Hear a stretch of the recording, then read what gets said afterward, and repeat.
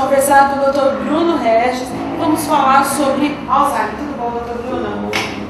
Dr. Bruno, o que é Alzheimer? Doença de Alzheimer é uma doença degenerativa. Essa é a classificação dela. Então, Alzheimer é uma doença a qual vai ocorrendo um processo de deteriorização do sistema nervoso, vamos colocar dessa forma. É genético? Tem uma história familiar.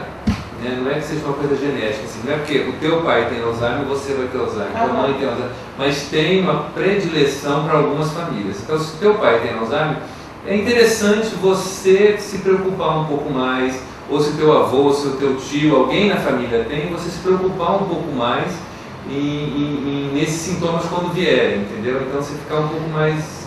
Só uma pergunta. Você falou uma palavra aí, predileção por algumas famílias. Quais as características que essa família tem? Não tem nenhuma característica de uma família. Assim, não existe nenhum trabalho que coloca, olha, famílias nessas características têm mais predileção para isso. Existem algumas patologias que têm. Pessoa, por exemplo, esclerose múltipla, ela tem uma predileção por alguns tipos de alteração, por exemplo, de cor. Pessoas brancas têm mais predileção do que pessoas negras. Agora, Alzheimer não tem isso. Alzheimer não tem essa questão, pelo menos não tem nada comprovado ainda qual é a característica. Você está dentro desse padrão, você tem mais chance do que o outro. Bom, então todas as famílias estão predispostas a ter ou não. Primeiros sintomas.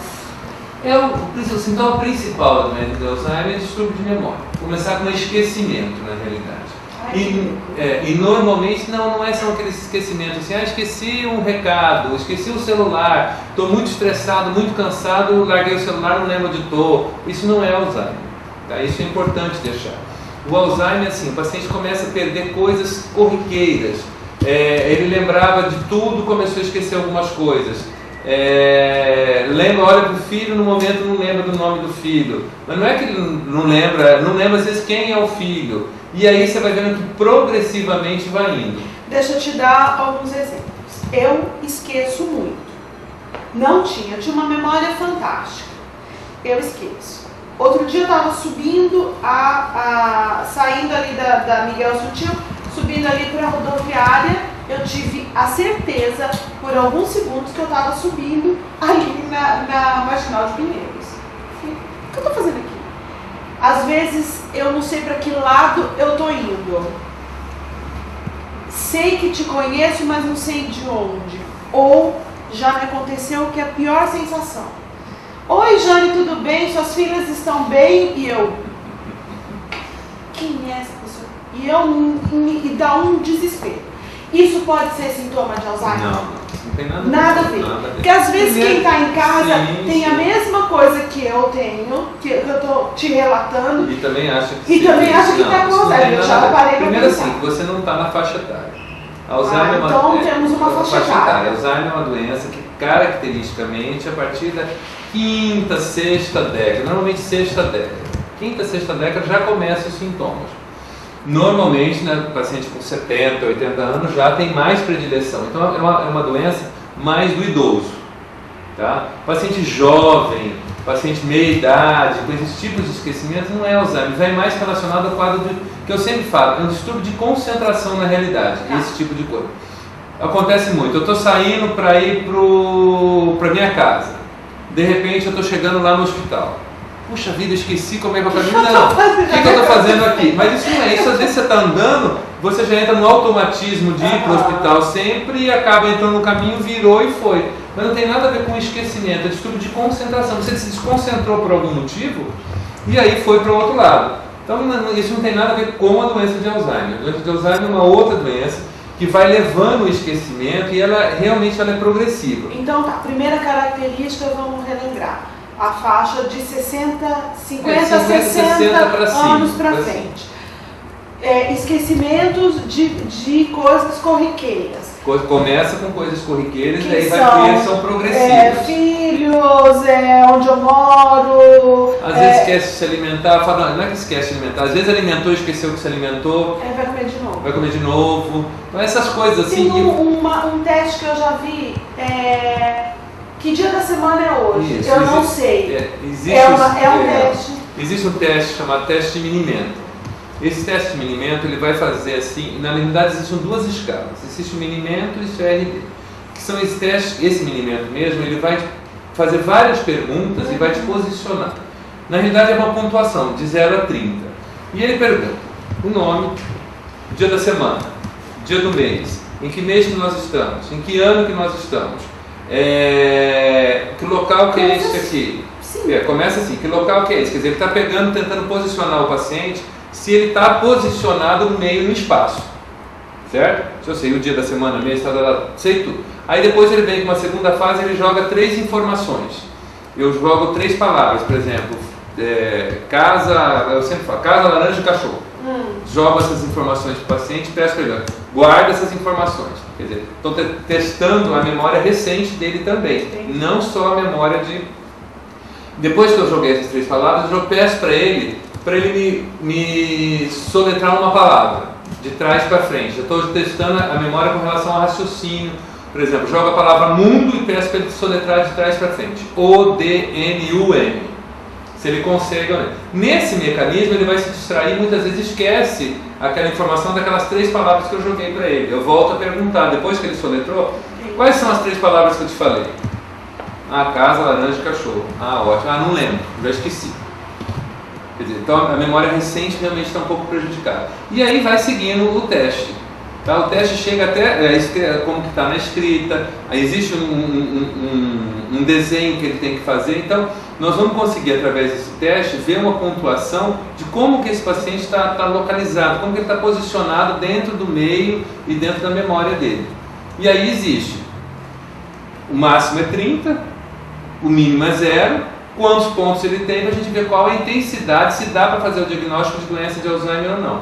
Isso é um diagnóstico clínico. Quando eu venho trazer esse paciente aqui? Quando eu venho trazer meu pai, minha mãe, quando começa assim, com distúrbio de memória, já é um pouco mais importante. Falei para a mamãe hoje tal coisa, ela já daqui 20 minutos ela pergunta para mim de novo. Você foi na casa de fulano? Mãe, já falei que fui, assim, nós fomos lá, estava tudo bem. Então tá tranquilo.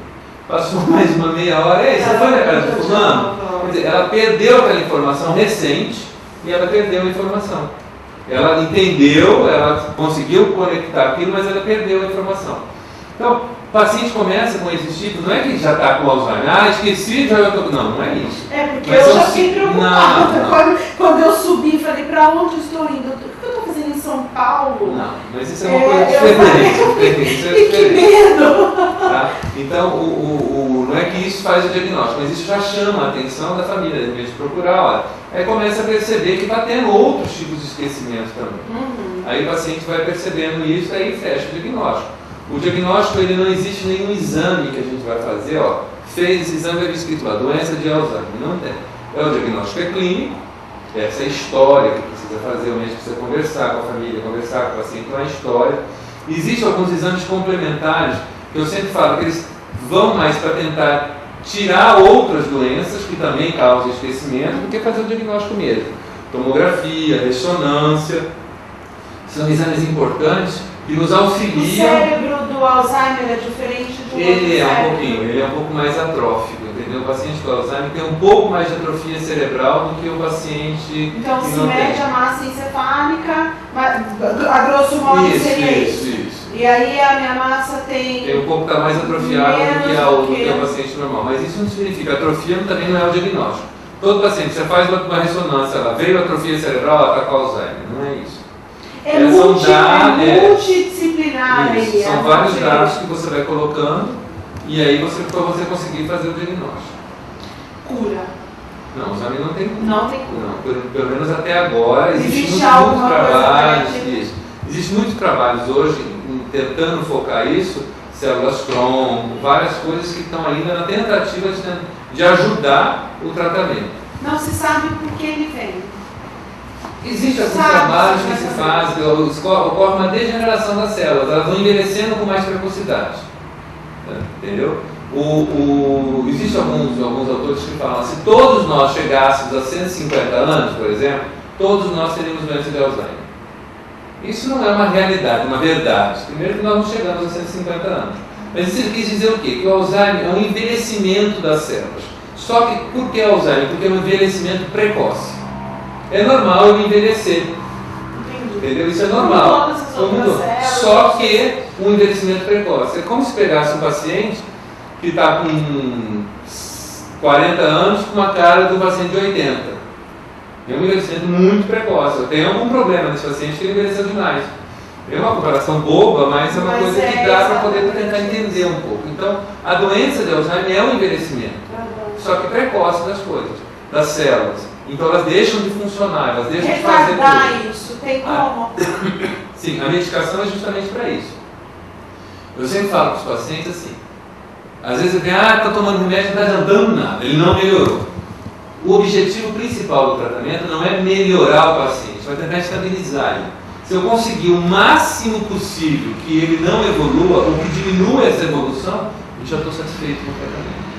Ele teria características assim, já no processo, aquela coisa meio parecendo senil mesmo, ele vai tirar a roupa, ele vai fazer numa evolução da doença, isso vai acontecer. Isso é muito triste para a família. É complicado. Eu acho assim, eu sempre falo para os pacientes, para os familiares, para eles se prepararem. Eu tenho alguns pacientes que às vezes o marido tem Alzheimer, a esposa que está habituada a tomar conta da casa, está habituada a cuidar dele, não aceita que ninguém cuide do marido, só ela tal, e ele começou a desenvolver a doença. Aí ela quer permanecer isso, então a gente sempre orienta a família, olha, comecem a se preparar, porque primeiro que ela não vai conseguir. Porque enquanto ele está só esquecendo um negócio, esquecendo o outro, isso aí é tranquilo.